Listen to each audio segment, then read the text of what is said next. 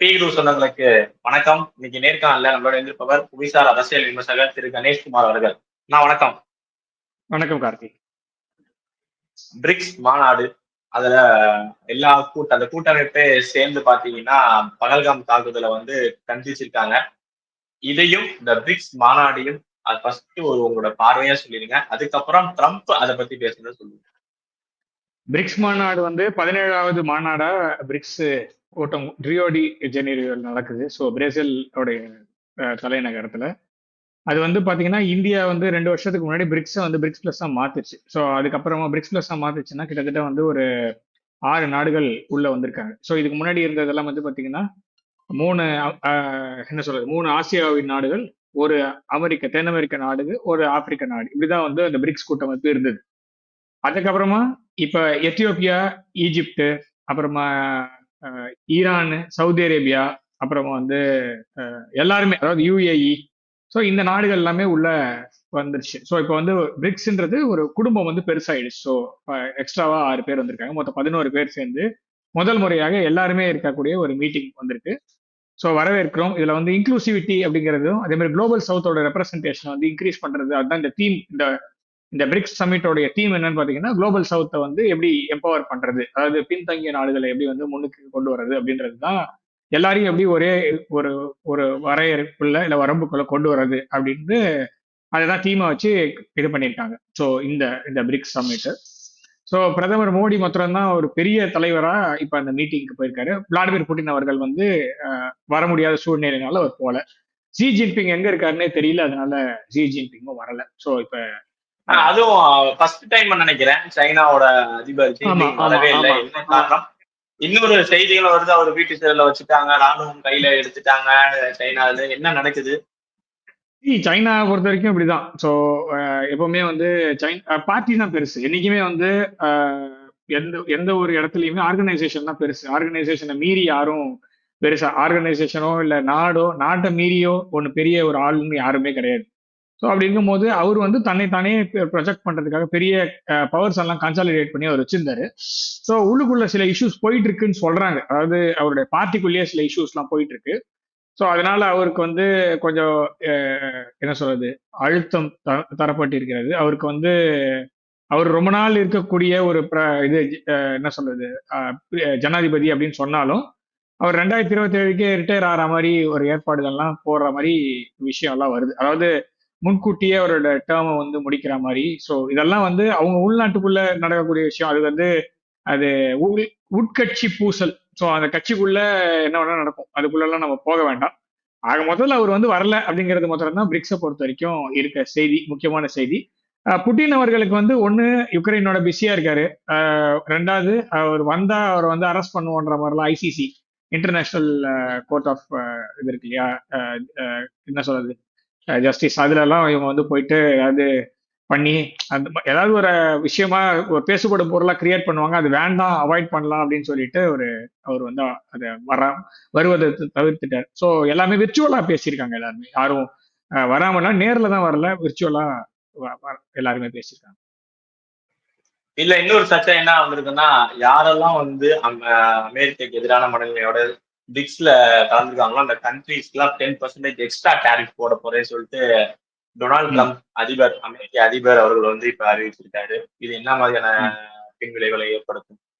வாய் தானே, என்ன வேணா சொல்லலாம். இது வரைக்கும் சொன்னது எதாவது செஞ்சிருக்காரா? இது வரைக்கும் நான் சொல்றது ஒரு ட்ரம்ப், அதாவது முன்னாள் ட்ரம்ப் ஆதரவாளராக ஒரு கேள்வியாவே எடுத்துக்கலாம். ஏன்னா ட்ரம்ப் வரதுக்கு முன்னாடி நம்ம நிறைய எதிர்பார்த்தோம். ஸோ இப்ப ட்ரம்ப்புக்கு அழுத்தம் உள்நாட்டிலேயே இருக்கு. அவர் உள்நாட்டுல நிறைய பிரச்சனை போயிட்டு இருக்கு. அதை அவரால் சால்வ் பண்ண முடியல.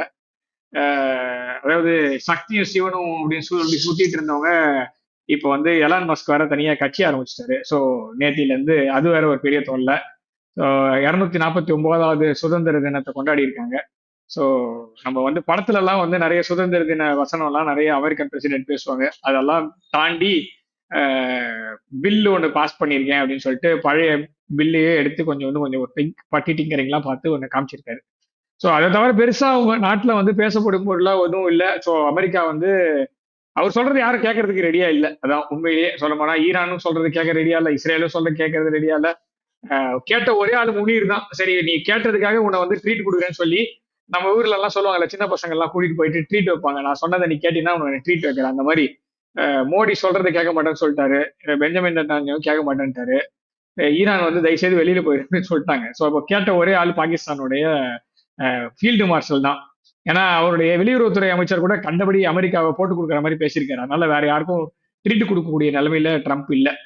அதனால முனீருக்கு மாத்திரம் ஒரு ட்ரீட்டை ஒன்று கொடுத்து அட்ஜஸ்ட் பண்ணி வச்சிருக்காரு. மற்றபடி நான் வந்து கேட்கறது வந்து ஜனவரி மாசம் 20ஆம் தேதி 2025 இருந்து இன்னி வரைக்கும் கான்கிரீட்டா, எக்ஸப்ட் ஃபார் த டைவர்ஷன்ஸ், நம்ம வந்து கான்சென்ட்ரேட் பண்ணுவோமே.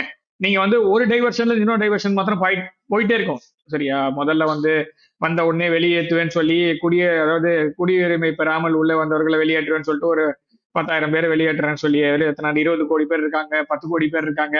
அப்புறமா இவ்வளோ லட்சக்கணக்கான மெம்பர்ஸ் இருக்காங்க. என்னமோ வந்த நம்பர்ஸ் எல்லாம் அடிச்சு விட்டாச்சு. ஸோ அவங்களால மொத்தமா முடிச்சு விட்டாங்களா? கிடையாது. ஸோ அது ஒரு கேஸ். அதே மாதிரி அமெரிக்காவில் பிறந்தவர்களுக்கு எல்லாம் வந்து குடியுரிமை ரத்து, அதாவது அமெரிக்காவில் பிறப்பதால் மட்டுமே குடியுரிமை அப்படிலாம் சொல்லிட்டு நிறைய டைவர்ஷன் போட்டார்ல. ஸோ ஏதாவது கான்கிரீட்டா அவரால் செய்ய முடிஞ்சுதா? ஸோ இதுதான் வந்து ஜோ பைடனுக்கும் இந்த ப்ராப்ளம் இருந்தது. ஸோ இப்போ இருக்கக்கூடிய ட்ரம்ப்புக்கு அது ஜோ பைடன் விட்டு சென்ற அந்த லெகசியை வந்து இப்போ அவர் கண்டினியூ பண்ணி தான் ஆகணும். ஸோ அதனால இப்ப இந்த மாதிரி பேசுறது எல்லாமே கொஞ்ச நாளைக்கு தான் இருக்கும். ஸோ அவர் சொல்றதெல்லாம் செய்ய முடியாது. இப்போ வந்து முதல்ல சாங்ஷன்ஸ் போடுவேன், அப்புறம் வந்து ஆன்டி அமெரிக்கன். ஸோ சொல்றதெல்லாம் வந்து பாத்தீங்கன்னா கொஞ்சம் அலாமிங்கா இருக்கு. அதாவது நீங்க பண்ற விஷயத்த சொல்றதுனால, அதாவது இவங்க பண்ற இப்ப வந்து ஒரு விஷயத்த அமெரிக்கா பண்ணுது இல்ல கலெக்டிவ் வெஸ்ட் பண்ணுதுன்னா அதை சொல்றதுனால வந்து ஆன்டி வெஸ்ட் அப்படின்ற மாதிரி ஆயிடாது. அதே மாதிரி பிரிக்ஸோடைய பாலிசியில அவங்க வந்து டாரிஃபை வந்து யூனிலேட்டரா போடுறாங்கன்றதான் சொல்றாங்க. அதாவது ஒரு ஒரு ஒரு வரியை வந்து அதாவது தான் தோன்றித்தனமாக ஒரே ஒரு நாடு மாத்திரம் போட முடியாது. ரெண்டு பேரும் பேசிட்டு தான் போடணும்னு சொல்லும் போது அதெல்லாம் கிடையாது. நான் சொல்றதுதான் சட்டம். இதுல வந்து டாரிஃபை பத்தி பேசுறதுனாலேயே ஆன்டி அமெரிக்கன் அப்படின்ற ஒரு கான்செப்டை கொண்டு வர்றதுன்றது வந்து ஒரு தப்பான ஒரு முடிவு. அதுலயும் வந்து 10% எது எடுத்தாலும் 10% டாரிஃப் போடுவேன் அப்படின்னு சொல்றதெல்லாம் வந்து நடக்காத விஷயம். நடக்கவும் முடியாது. ஸோ அவர் என்னத்துக்காக வைப்புறாருன்னா டீடாலரைசேஷன் ஆகும். ஆனா இவர் பண்றது எல்லாமே இன்னும் டீடாலரைசேஷனை சீக்கிரமா நடத்தும். அதாவது இந்த குங்ஃபு பாண்டான்னு ஒரு படம், அந்த படத்துல வந்து பாத்தீங்கன்னா ஒரு இது ஷீஃபுன்னு ஒண்ணு இருக்கும். இந்த ஷீஃபு வந்து ஒரு வாத்தை ஒண்ணு அனுப்பும்.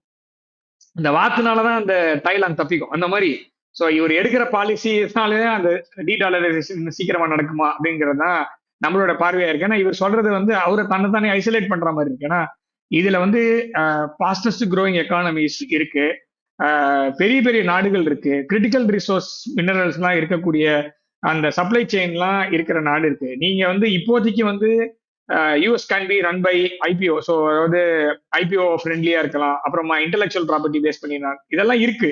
நான் இல்லைன்னா சொல்ல. ஆனா அது வந்து எந்த அளவுக்கு வந்து சஸ்டெயின் பண்றது அப்படின்றது அமெரிக்கன் பாலிசியில தான் இருக்கு. அமெரிக்கா வந்து என்னைக்குமே ஓப்பன் சொசைட்டியா இருக்க வரைக்கும் தான் அவங்க சர்வே ஆவாங்க. இது வந்து லிக்வான்யூவோட வேர்ட்ஸ். அவங்க என்னைக்கு அந்த ஓப்பன்னஸை க்ளோஸ் பண்ணிட்டு அவங்க தன்னை ஐசோலேட் பண்றாங்களோ அப்ப பெரிய பிரச்சனைகள் அவங்க மாட்டுவாங்க. அதே மாதிரி விசால எல்லாம் வந்து ரொம்ப ஒரு கை வைக்கிறாரு. ஸோ அது வந்து biggest weapon of America is two things. ஒன்னு வந்து டாலர். ஸோ டாலர் வந்து வேர்ல்டு ரிசர்வ் கரன்சியாவோ பெட்ரோ டாலர் இருக்கிறதுனால அது வந்து பெரிய வெப்பன். அது அந்த வெப்பனை வந்து அவங்க லூஸ் பண்ண போறாங்க. ரெண்டாவது H1B. ஸோ H1B வச்சுதான் உலகத்துல இருக்கிற எல்லா பிரைட் மைண்ட்ஸையும் அவங்க கொண்டு வந்து உள்ள வச்சுக்கிட்டு எல்லா கண்டுபிடிப்பும் அவங்களுக்கு சொல்லி அந்த ஓப்பன் சொசைட்டியா வச்சிருக்காங்கன்ற இது ரெண்டுத்தையுமே அவங்க இந்த இந்த இந்த மாதிரி மூவ் பண்ணாங்கன்னா ரெண்டுமே விழும் அப்படிங்கிற அபாயத்துலதான் இருக்கு. அப்படிதான் என்னோட பார்வை நினைக்கிறேன்.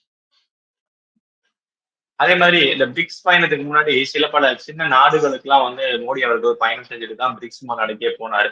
அதுல முக்கியமானது இப்ப பேசும் பொருளா என்ன அமைஞ்சிருக்குன்னா இந்த டிரினிடாட் அண்ட் டொபாக்கோ அப்படிங்கிற அந்த ஐலாண்ட் வந்து எவ்வளவு முக்கியமானது இந்த பயணம் அப்படிங்கிற சொல்றாங்க. ஏன் மோடி அவர்கள் பயணம் இந்த ஐலாண்டுக்கு போனது ஒரு மிக முக்கியமா அமையுது? அதாவது கல்ஃப் ஆஃப் அமெரிக்கான்னு சொல்லிட்டு ட்ரம்ப் வந்து பக்கத்துல ஒரு போட்டோ எல்லாம் வச்சுட்டு ஒரு போஸ்ட் எல்லாம் கொடுத்து ஒரு ப்ராபகண்டா ஒன்று பண்ணாரு. ஸோ அந்த கல்ஃப் ஆஃப் மெக்சிகோ இருக்கு இல்லையா, அதுல கல்ஃப் ஆஃப் மெக்சிகோல இருக்கக்கூடிய வெஸ்ட் இண்டீஸ் தீவு, நம்ம கிரிக்கெட்ல கிறிஸ் கெயில், ஸோ அந்த அவங்களுடைய அந்த அந்த பிராந்தியம், ஸோ அந்த இடத்துல இருக்கக்கூடிய ஒரு நாடு. அந்த நாடு வந்து எண்ணெய் வளம் மிக்க நாடு. ஸோ எண்ணெய் வந்து நிறைய விளையுது. வெனிசுலாக்கு பக்கத்துல இருக்கு. வெனிசுலாலையும் நிறைய எண்ணெய் இருக்கு. ஸோ அந்த இடத்துல இந்திய வம்சாவளியினர் 50% இருக்காங்க. ஸோ ஒரு 5 தலைமுறைகளாக 6 தலைமுறை இருக்கக்கூடியவங்க எல்லாம் இங்க இருந்து பிரிட்டிஷ்காரங்க வந்து கப்பல்ல என்ன சொல்றது கூட்டிட்டு போய் அடிமைத்தனமா கொத்தடிமையா வேலை பார்க்கறதுக்காக கூட்டிட்டு போனவங்க, அவங்க இன்னும் சர்வே ஆயிருக்காங்க, அவங்க எல்லாம் இருக்காங்க. அதே மாதிரி ஆப்பிரிக்கால இருந்து போனவங்க அந்த பூர்வ குடியும் இருக்காங்க. ஸோ இப்படிதான் அந்த நாட்டோடைய டெமோகிராஃபி இருக்கு. ஸோ அவங்க வந்து இந்தியாவோட நல்ல ஒரு உறவுல இருக்காங்க. இதுக்கு முன்னாடி வந்து அந்த அந்த நாட்டோடைய அந்த அந்த சேர்ல வந்து பாத்தீங்கன்னா from the people of India to the people of Trinidad and Tobago அப்படின்னு போட்டது வந்து மோடி அவர்கள் கூட நெகிழ்ச்சியா சொன்ன விஷயம். ஸோ அந்த மாதிரி இருக்கக்கூடிய ஒரு நாடு, நல்ல உறவுகள்ல இருக்கிற நாடு. ஆனா ஒரு பிரதமர் வந்து அந்த நாட்டுக்கு திரும்ப போறதுக்கு 30 வருஷம் ஆச்சு. ஸோ அதுதான் நம்ம வந்து நிறைய விடுறது வந்து மோடி அவர்கள் நிறைய பயணம் செய்கிறார், மோடி வந்து ஊர் சுத்துறாரு, ஊர் சுத்த போயிட்டாருன்றத பேசுறாங்கல்ல. ஸோ அந்த நாடு வந்து வர்த்தகத்துல இந்தியாவோட இணைந்து செயலாற்றத்துக்கு இருக்காங்க. அவங்க சின்ன நாடு, அவங்களுக்கு இது பெரிய டெக்னாலஜி அதெல்லாம் கிடையாது. ஸோ அந்த டெக்னாலஜியை வந்து இந்தியா கோவிட் டைம்ல நம்ம நிறைய வேக்சின்லாம் கூட அவங்களுக்கு கொடுத்தோம். நம்ம நாட்டோடைய மக்களுக்கு எப்படி நம்ம கொடுத்தோமோ அதே மாதிரி அந்த நாட்டுக்கும் கொடுத்தது அவங்க அவங்க வந்து நன்றி மறக்காம அதை நினைவு கூர்ந்தது அந்த பிரதமருடைய உரையில, அவங்க நாட்டோட பிரதமர் உரையில இருந்தது. அதே மாதிரி இந்த கோவின் ஆப்லாம் இருக்குல்ல, அது அவங்களும் யூஸ் பண்ணாங்க, நம்மளோட மாதிரி அவங்க அவங்க நாட்டுக்கு யூஸ் பண்ணாங்க. ஸோ டெக்னாலஜி, ஸோ அது அந்த மாதிரி ஒரு பீப்புள் டு பீப்புள் கனெக்ட் இருக்கு. அவங்களுக்கு என்ன தேவையோ அதை நம்மளால கொடுக்க முடியும், நம்மளுக்கு என்ன தேவையோ அதை அவங்களால கொடுக்க முடியும். Oil, so oil again like இன்னும் அந்த ஏறா முடியல. ஸோ என்னதான் நீங்க கிரீன்னு சொன்னாலும், என்னதான் நீங்க வந்து லித்தியம் அப்படின்னு சொன்னாலும், என்னதான் நீங்க வந்து நியூக்ளியர் எனர்ஜி சொன்னாலும், இன்னும் ஆயில் தான் உலகம் ஓடுது. நம்ம எல்லாம் இன்னும் பைக்ல தான் போயிட்டு இருக்கோம், கார்ல தான் போயிட்டு இருக்கோம். அந்த கார் இன்னும் எலக்ட்ரிக் காரா இன்னும் எல்லா இடத்துலயும் மாறல. இன்னைக்கு கூட தமிழ்நாட்டுல வந்து ஒரு பஸ் சார்ஜ் பண்ண போய் 2 பேர் கை எரிஞ்சு போச்சுன்னு சொல்றாங்க. ஸோ இன்னும் அந்த அளவுக்கு நம்ம ரெடியா இல்லைன்றதை நம்ம புரிஞ்சுப்போம். என்னதான் நீங்க எலக்ட்ரிக் போறேன், எல்லாத்தையும் எலக்ட்ரிக்ல மாத்துறேன்னு சொன்னாலும் இன்னும் ஃபுல்லா கத்துக்கல. ஸோ அது வரைக்கும் ஆயில தான் ஓடணும். ஸோ அந்த சேஞ்ச் அண்ட் கண்டினியூட்டிக்காக அந்த ஆயில் வாங்கணும்னா நம்ம எவ்வளவு நாள் வந்து ஒரு பிராந்தியத்தையே நம்பி இருக்க முடியும். அதுல சில இதெல்லாம் ஹீட் ஜோன், அதாவது இந்த பிரச்சனைக்குரிய பகுதியில இருக்கு. ரஷ்யா கிட்ட இருந்து வாங்குற பிரச்சனைக்குள்ள பகுதி, ஈரான் கிட்ட இருந்து வாங்குற பிரச்சனைக்குள்ள பகுதி. ஸோ என்னைக்கு வேணா பிரச்சனை இன்னும் பெருசாகலாம் அப்படின்னா, அப்ப அந்த மாதிரி இடத்துல நம்ம நம்ம வந்து டைவர்சிஃபை பண்றதுக்கு ரெடி ஆகும். அதே மாதிரி அந்த நாட்டுக்கு எக்ஸ்ப்ளோரேஷன் இருக்கு, ஆயில் எக்ஸ்ப்ளோரேஷனுக்கு நம்ம ஹெல்ப் பண்ணலாம், ஓஎன்ஜிசி மூலமா ஹெல்ப் பண்ணலாம். வியட்நாம்ல அப்படிதான் ஆச்சு. வியட்நாம்ல வந்து ஆயில் எடுக்க முடியாது, அதை பண்ணக்கூடாது, இதை பண்ணக்கூடாது, சைனா நிறைய கெடுபிடி போட்டாங்க. ஓஎன்ஜிசி போச்சு, எக்ஸ்ப்ளோரேஷன் பண்ணிச்சு, இந்தியாவும் வியட்நாம் சேர்ந்து இப்போ ஆயில் ப்ரொடியூஸ் பண்ணிட்டு இருக்காங்க. ஸோ அந்த மாதிரி எல்லா இடத்துலயும் நம்மளுக்கு வந்து அந்த இடத்துல ஒரு ஒரு ஒரு வார்த்தை, செல்லும் வார்த்தை இருந்ததுன்னா அந்த ரிசோர்ஸை நம்மளால டேப் பண்ண முடிஞ்சுன்னா நல்லது.